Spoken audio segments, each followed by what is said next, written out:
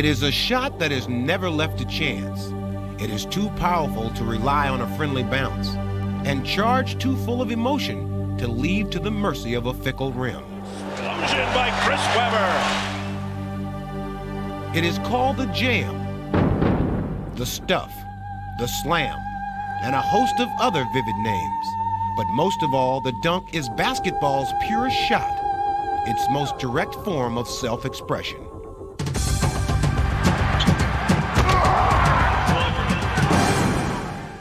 And in its simple eloquence, it provides a glimpse into the very essence of the game.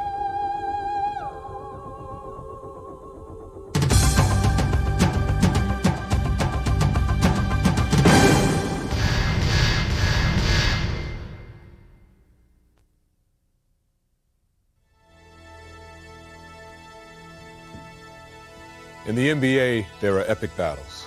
There are classic confrontations and rivalries that span the decades. But that's not what this tape's about. This is about dunking. It's about getting the fans out of their seats. It's about having fun.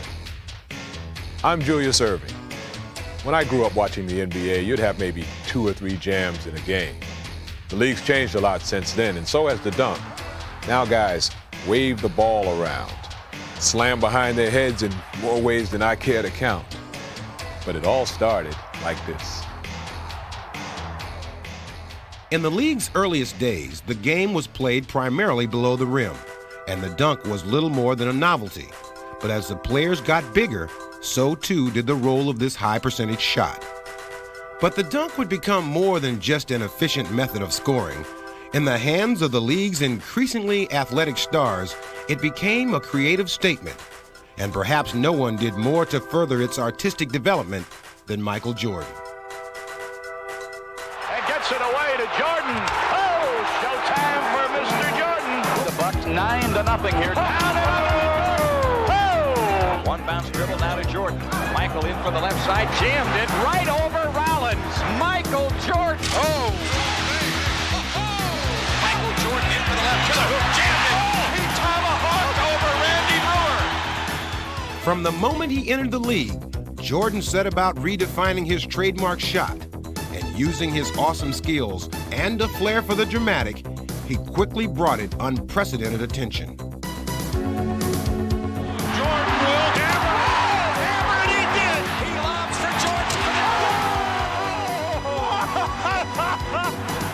Jordan. Nicknamed Air Jordan, Michael captured fans' imagination with his aerial acrobatics. How quickly he got up in the air. And how high. Oh, he floats high into the air. Once he get up there, then he say, well, I don't know if I want to shoot it yet. So maybe I just hang up here for a while, you know, up in the air and just sit back. Look at the air. Look at the hang time. Look at the flying motion. Jordan suspended in air. That's beautiful. Breathtaking. Jordan was thought of as almost a superhero, and the dunk was his magic weapon. Come on, Jordan, fly. Here he goes! Get it out! It makes it look so easy. So easy. I mean, so graceful, like a ballerina. That's ridiculous. That's so good. That's ridiculous. Together, Jordan and the dunk became international sensations. And Michael Jordan put style in the game. He stuck the tongue out. He wore the big shorts. Now every kid in America has done that. And the fans were not the only ones who were taking note. Jordan trying to shake off Starks. Oh, what a move by Jordan. It counts. He's just simply amazing.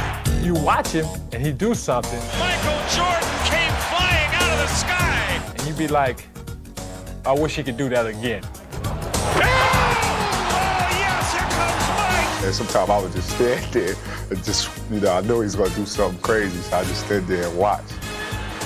Jordan drives again. Michael Jordan. I seen him do things that you can't even dream about doing. How does he do that? How does he do that? I seen him go up on one side of the lane, get bumped, still up in the air, twist the ball, do all this in the air. Michael Jordan at his best. There's very few people on this planet that can do this. People can't do that. And as Michael took the dunk to new heights, he also launched a new wave of innovation, as the players who marveled at his exploits would also attempt to emulate them.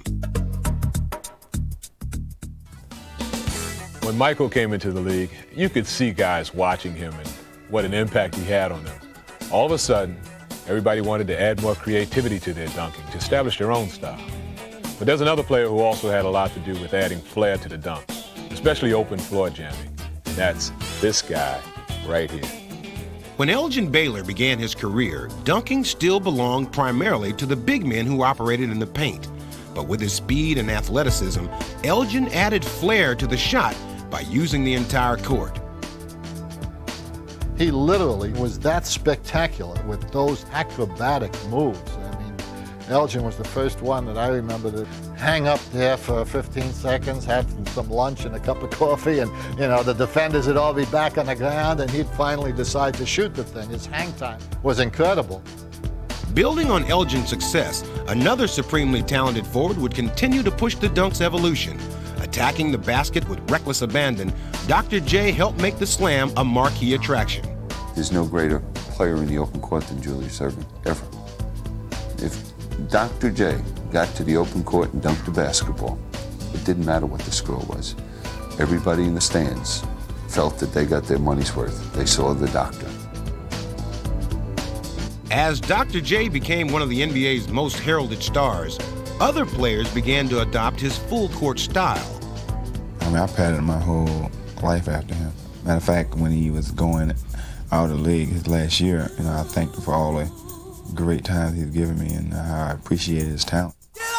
Like his mentor, Dominique Wilkins became one of the league's most exciting open-floor dunkers. Nicknamed the Human Highlight Film, he displayed a dazzling repertoire of acrobatic moves. Oh, my goodness! Did you see that jam? I don't know how he did that. Dominique! When I was younger, especially in the open floor, I thought about always doing something crazy. Here's gonna be a show. I might windmill it. Look out! Wilkins on the loose. That's freaky. Dunk it backwards. Back to Dominique. He jams. The open floor, I felt like I was in my own world. Showtime! Wilkins, look out! Oh! The great thing about Dominique was every game, during the game, at some point I would say, man, he can't top that one. And then the next game I'll be saying, man, he can't top that one. He topped his moves every game. He was the first player, in my opinion, to do show dunks in the middle of a one-point game in the fourth quarter because he was that confident. Armed with his supreme belief in himself, Dominique became a constant threat to launch one of his trademark open-court assaults. With Dominique on the run, the entire arena knew that a spectacular performance was soon to follow. When you go out and you get the fans and your teammate into it, that automatically make you a showman. And that's the way I play. That's the way I like to play. I like to get out there and give a show. That's what we're there for, to give a show. With his sensational jams, Dominique was able to instantly change a game's momentum. It is a talent that Shawn Kemp has also made devastating use of. This guy is like a hurricane. I mean, you can see him coming a mile away. You can see a storm building on the horizon. You feel his breeze before he gets there, and when he gets here, he rains down on you. I mean, it is as simple as that. Oh, he went airborne, defying gravity, laid it down with two hands, baby. What a play! The Rain Man has struck. Big, strong, and incredibly agile, Kemp uses the court like a runway for his personal air raids. The interception up to the races. Get on the magic carpet and ride it home. I consider myself an entertainer. And yeah, I do things for the crowd. I'll dunk, make a spectacular play if it's possible, if it's something I can do through the course of the game. Temple run across midcourt, dribbles by Johnson to the gut. A thundering overhead slam. What a play! Holy cow! Like Elgin, Dr. J, and Dominique before him, Kemp has come to inhabit that special zone that is reserved for the NBA's highest flyers. You really can't put it into words, but what you can do is just say that little time that you're in the air and you're having that little excitement. You hear nothing. You hear no fans in the background. There's no officials in a way. I tell you, it's the best feeling because it's the silence. Oh, raging right-handed tomahawk!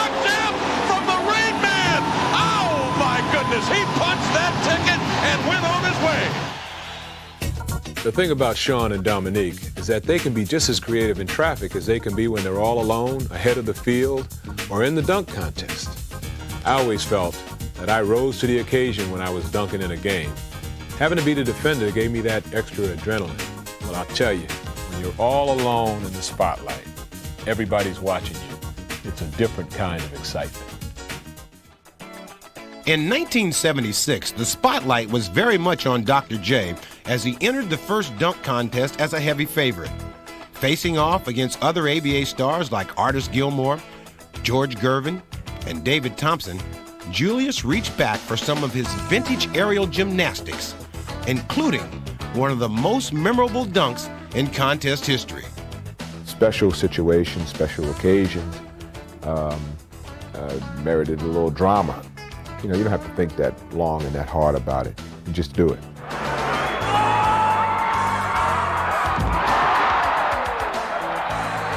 And that sends everyone reeling. And the winner, Julius Erving. When the NBA revived the contest in Denver in 1984, it inspired a host of creative jammers to try to match the doctor's artistic ingenuity. Basket. Oh, he's pumping his shoes up. Oh, there you go. Oh, my.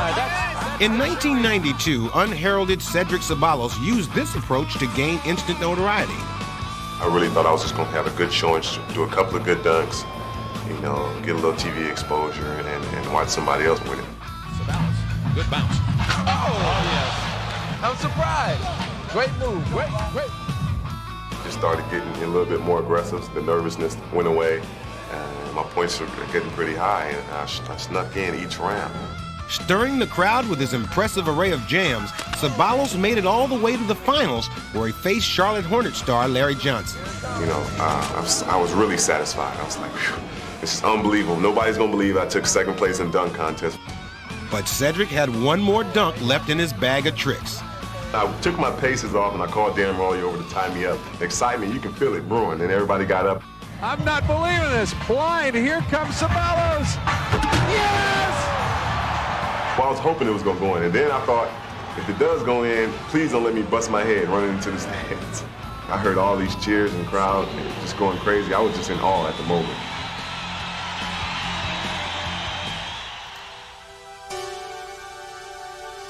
The next year, the contest would move to Utah and find a new favorite in a 6'4" rookie guard.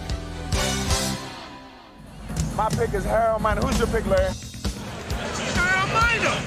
Miner would not rely on a blindfold, but rather on his explosive leaping ability and thorough knowledge of dunk history. You know, growing up, I mean, I really enjoyed, you know, getting up and, you know, exciting the crowds, with my slam dunking. I kind of imitated everything that they did, from Michael to Doc, Connie Hawkins, Dominique, all these guys. These are my heroes. Miner would be challenged by a cast of intimidating veterans, but in the end, it would be the precocious rookie who would emerge victorious.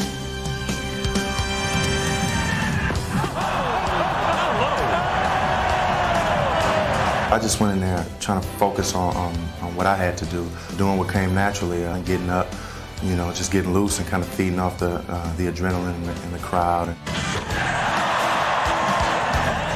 slam dunk king, Miner is finer. But Miner would only hold the crown for 4 months when on draft day, another brash rookie staked a claim to it. If I get in a slam dunk contest, I guarantee I'm taking it. I'm telling everybody now. Okay, J.R. Ryder, things will be exciting in Minnesota. And as J.R. Ryder entered the league, he seemed more than capable of backing up his boast. I know I'm gonna win. Me just being able to jump the way I can and, added emotion like that, good things might happen. So I still predict that I'll win. In Ryder's favor was the fact that the 1994 contest would be held in his hometown of Minneapolis. And from the start, it was clear that the crowd was behind him. Well, that brought the crowd to their feet. Now, they are prejudiced, but the All-Stars on the sideline are not necessarily, and they, too, came to their feet. So he's got one dunk down. The two that are down, counting this one now, however, have been the most spectacular. The show would belong to Ryder as he dazzled even the toughest critics. slings. How about it? Charles Barkley, what do you think? Oh my God, that might be the best dunk I ever seen. I don't know if I've ever seen a dunk like that before. That was awesome. Joining an illustrious line of champions, Ryder had managed to add his own personal footnote. When I was drafted, I bragged and said I was going to win it, and I backed up what I said. So, you know, I got to love myself for that. That crowd has to love you, too. It's amazing to me how well fans remember the dunk contest. I still get people who want to talk to me about when I took off from the foul line. It really seems to touch people emotionally. But I've won dunk contests, I've judged them, and I've watched them as a fan. And I don't think I've ever seen more excitement than I did in Dallas in 1986 for Spud Webb. Long before Spud Webb was even contemplating the NBA, there were little men who found great success using their quickness and their carefully honed skills. The paint, however, was the unquestioned domain of the big men. And it was not until 1986, when Spud traveled to Reunion Arena in Dallas to enter the slam dunk contest, that the smaller player made his impact felt on the history of the dunk. You know, I figured if I got the first one, that I had a chance. And, you know, you have to be in your wildest dream to think you can beat Dominique. But when you get into those zones where you figure you can't be beat, then the focus is so high that you go out and believe you can win. Here comes Sputnik. He had never dunked in a practice or in a game up into the dunk contest, so we didn't know he could do it. Spud would open eyes all over the league as he pulled off one of sports' most remarkable upsets. Go out and win that is self-satisfying feeling that, you know, you can cherish for the rest of your life. I think it changed the way we look at smaller guys. Spud's heroics would inspire other little men to follow him, but their path to the rim was still a difficult one. I don't think they got any business running across the lane and things like that. I think you have to let them know that, hey, this is where I live. It would be up to Phoenix Sun point guard Kevin Johnson to make the next bold statement for the smaller player. Every now and then you got to show them that that's fair game, and sometimes they won't let you enter through the front door. You kind of have to go over them, kind of like jumping the fence. The Suns. Kevin Johnson in at the baseline. Stuffs it, and he had to climb the man mountain to do it. KJ can get up he was like an 8-footer and then dunk on anybody. So if you don't watch out this big man, you get dunked. Should be played at high volume. Towards their third quarter. Oh, brother! Oh, my goodness. What a drive by Kevin Johnson. Following KJ's lead, a swarm of little men would now aggressively take to the air. You know, as a guard, you know, you have to find those openings, and once you see it, you just have to go. Starts with the step. I love taking it over the top. If a big man is there, that's even more satisfying.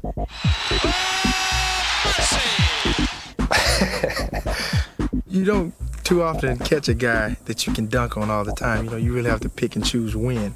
So when you do get the opportunity, I mean, the crowd gets into it and you're hyped. That's the ultimate feeling. Especially a center, because they hate it. The guy like that, when he dunk on you, you remember first you look at yourself and say, oh my God, I've been CNN, ESPN, TNT, NBC. One assailant Mutombo doesn't have to fear is his teammate Robert Pack. As for the rest of the league, however, Pack has already served notice that they better beware. I'm going to come out and show them that even though I'm short, my dunks are going to have a lot of power to them.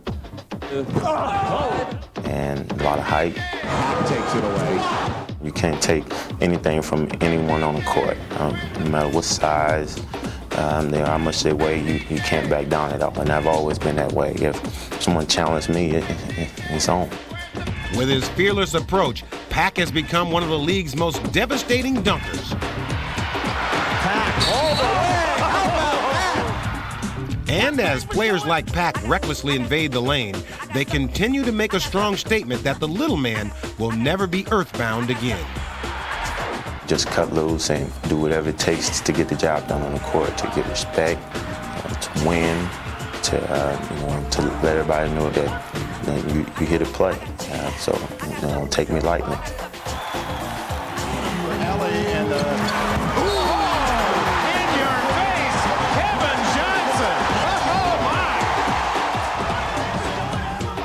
The little guys are great to watch because their feet get so high off the floor. It really looks like they're flying. But if you want to see someone bring the house down, you got to go with the big guys. They're not interested in taking off on one foot, floating through the air. When they jam on you, you don't stand around and admire it. They are basketball's most earth-shaking force. Powerful men who wield the slam like a sledgehammer. And from the moment they step out on the floor, they seem to be in the grip of a dunking frenzy. It's just like a metamorphosis. Something just takes over, and I just have to throw it down hard. I don't know what it is. I can't control it. And when it comes to power dunking, Shaquille O'Neal is widely regarded as the state of the art. Driving, backs in left on McDaniel. He missed the shot. O'Neal jams it in. He leaves McDaniel in his wake on the floor. He sort of said, well, couldn't you stop that big fella? I don't know if there's a man alive that could have stopped that slam. What a power slam. Beautiful play. Now you've got a guy comes in the lane who has force like the Terminator. Fast Scott. O'Neal foul and score. He is ferocious. Skiles fires it low to Shaq. He turns and shoots, no good. Gets his own rebound back and dunks it. He dunked it on Olajuwon. I'm 7'1", 303.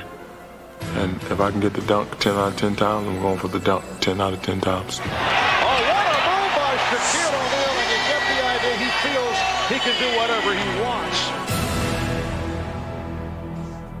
But though Shaq may be today's most celebrated practitioner of the power slam, it first gained popularity in 1959 when Wilt Chamberlain began to overwhelm opposing centers. Just physically, he was bigger, stronger, faster than anyone's ever played. I mean, it's not even close. Once Wilt got anywhere around the basket, it was you could hurt your head if you happened to be standing underneath the net.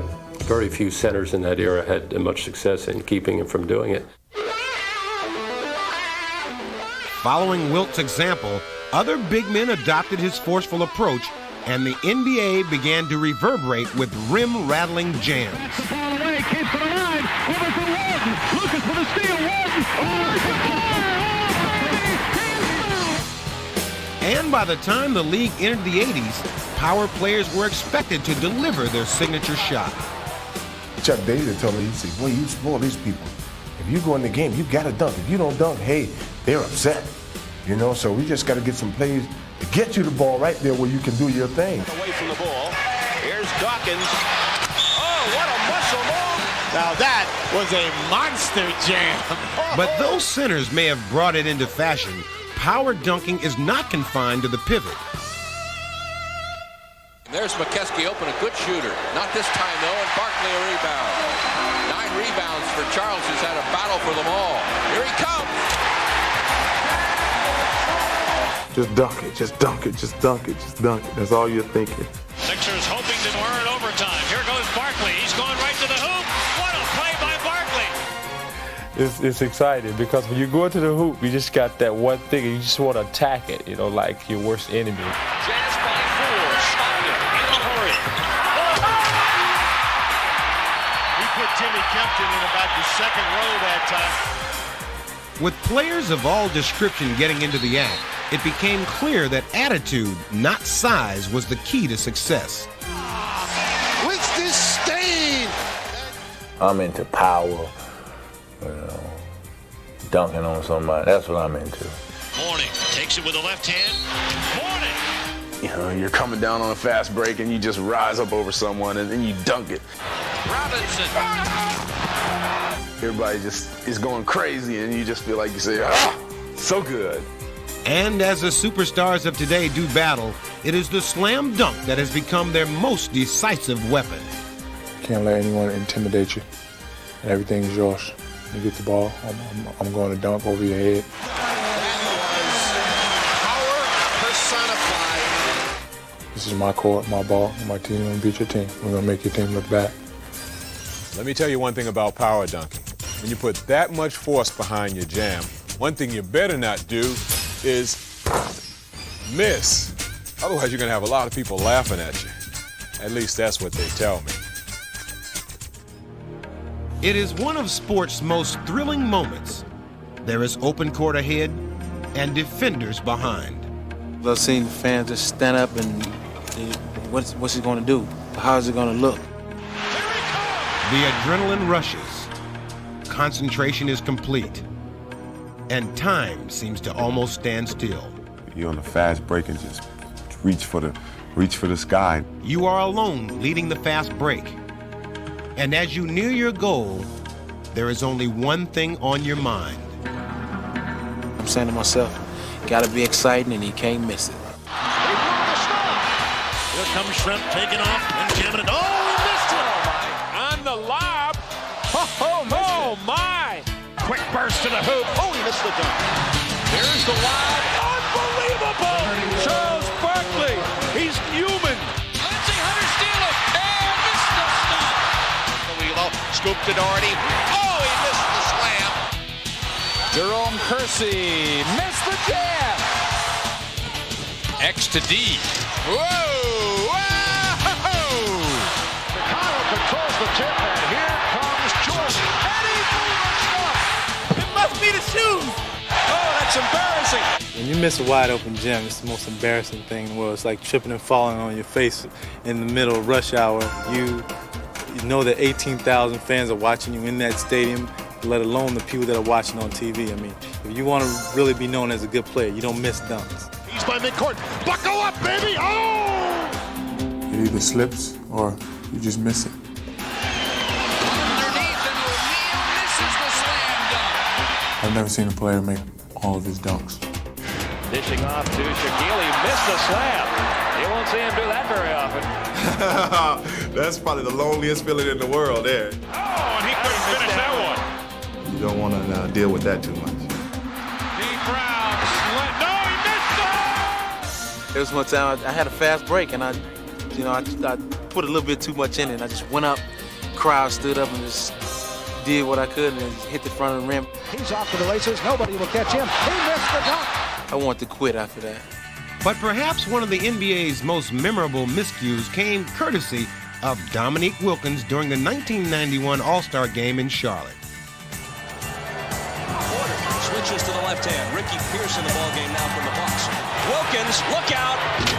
Oh, he blows the dunk! He can't believe it! Look at him at the other end. When it's wide open like that, you sort of hold on to your seat. So when he did it, and he missed it, first I was in shock, then I had to laugh at it. Oh, they wrote me bad.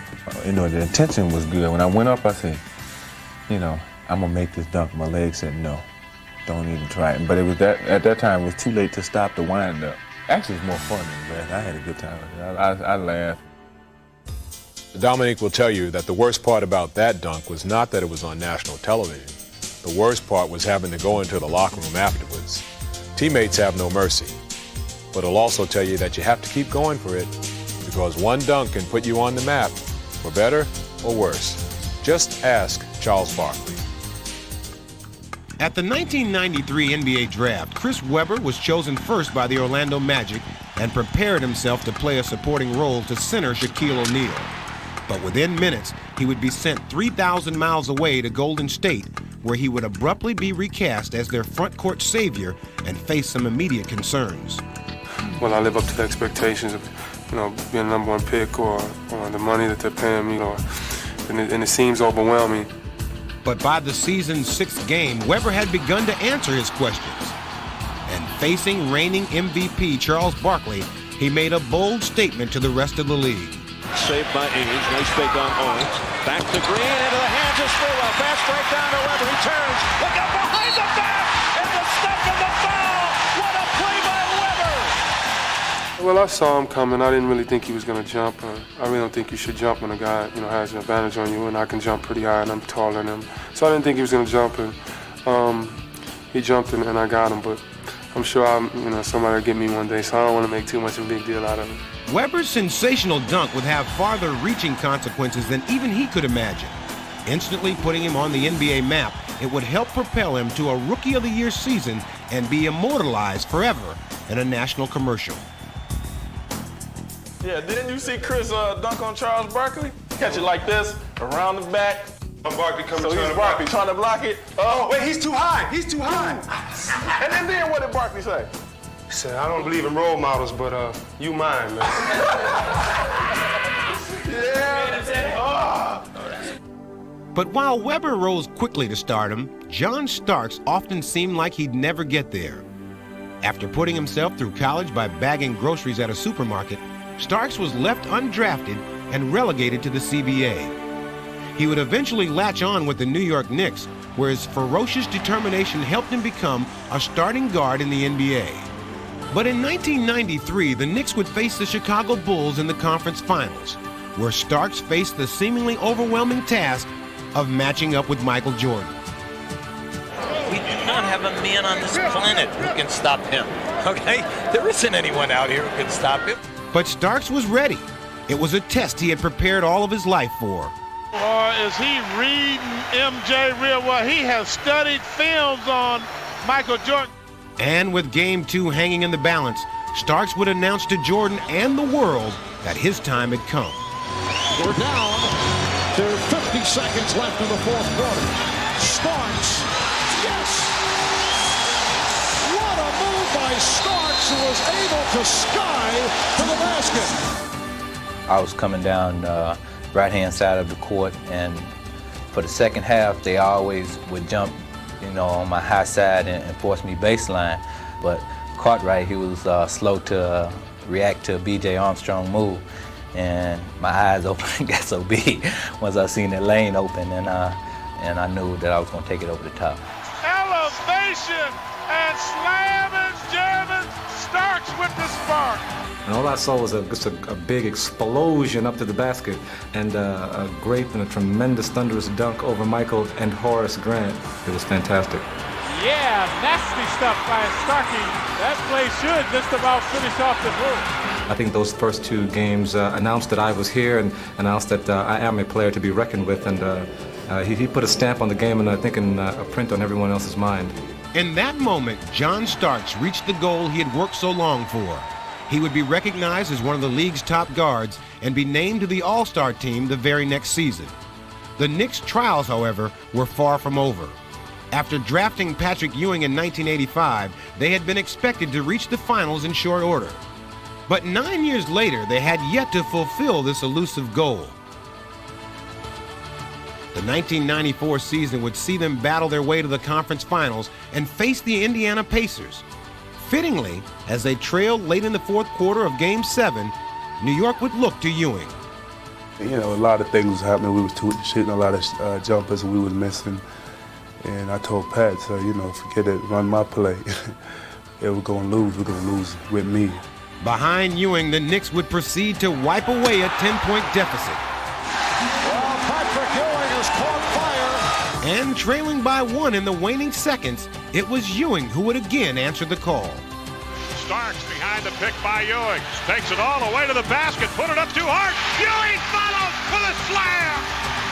Ewing has been magnificent tonight. All you see in that clip is his arms and his forearms just about at the rim. I remember seeing it very clearly and him coming down, slamming it through with two hands.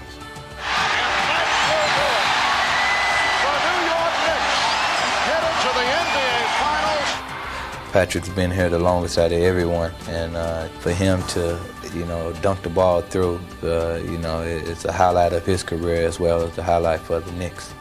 I mean, that's the climax, that hoop right there, because that propelled us into the finals. I've been around pro basketball for a long time now, and I've seen a lot of great dunkers. But the guys coming in now are truly unbelievable. They've seen the jam evolve as they were growing up, and they've all been dreaming about the crazy dunks that they want to do. So when they get their chance in the NBA, they are ready to put on a show. As players grow up, they look up, watching the generations before them and adding their own personal style. And when they follow in the footsteps of their one-time idols, they are ready to push the creative boundaries of their craft. The dunk is what people pay attention to. You know, I've talked to Julius Erving, I've talked to Michael Jordan, Dominique, and all those guys. The dunk is the first thing people look at. Now Kemp going to the hoop. Wow! Now that is attacking the basket. That's just what I'm talking about with Sean Kemp. If anybody talk about a younger generation, everybody talk about the league is laying on the shoulders of this younger generation, this guy, I want to be one of those guys.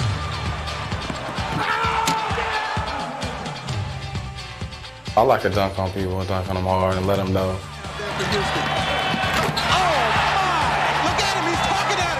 And I think that's what it's all about. Most of the guys in the league are doing that now, dunking hard on people so they won't jump next time. Ejected coast to coast, Ryder goes up high! So that's what it's all about. You're trying to make a statement. Mourning drives to his left, slams it home, and a foul is called on Houston. Especially to the other team. Here's Mourning along the inline. Oh, man, O'Malley raises up. They don't really respect my shooting jumpers.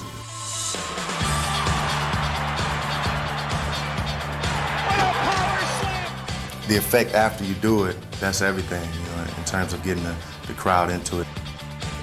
Oh, my! Everton! Minor! They call them the New Jacks, and you know, they are back. I mean, they're around, and I think it has elevated the game of basketball. I mean, there's more excitement to the game, and this is entertainment, and whether we want to face it or not, if you don't like getting dunked on, well, you shouldn't be playing. And as this electrifying new wave of performers vie for the spotlight, they challenge each other to reach even greater heights. I got skills, you got skills, you know, let's match them. Followed by Johnson. Every time I see him dunk and I'm in competition with him, it just raises me up that much higher. He steals a show if you let him. So you just got to try to match a guy like that who has unbelievable talent like that.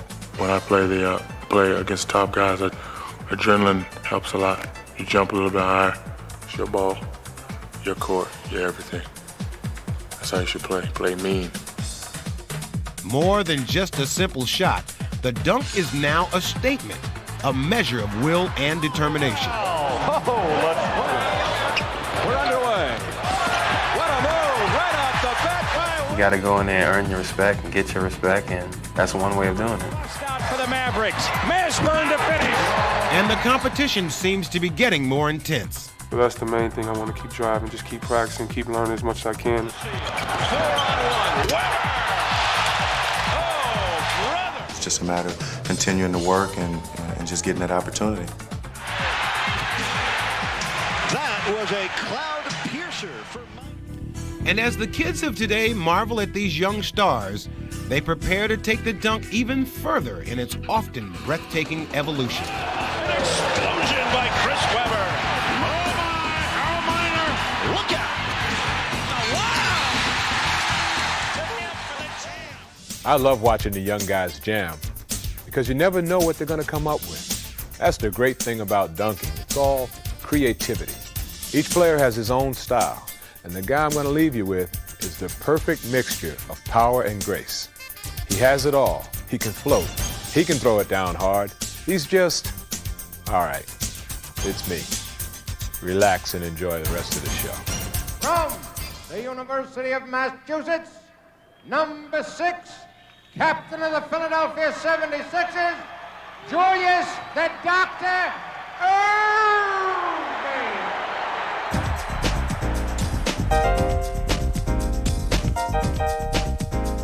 Julius picks it up.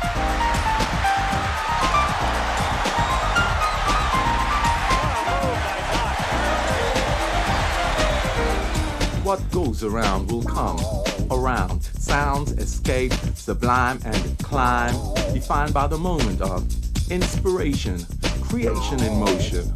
Rhythms divide, chords collide, and thoughts fly. We're getting back to basics. 4-on-3 to Erving. We're getting back to basics. We're getting back to basics. We're getting back to basics. Check out.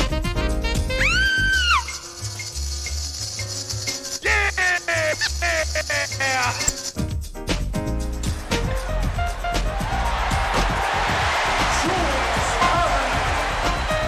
Talking about music for the mind, heart, and speak. Complete free expression to communicate, elate and assimilate with lyrical rhyme. Time after time, I'm feeling fine, staying in line. I'm getting back to basics. I'm getting back to basics. I'm getting back to basics.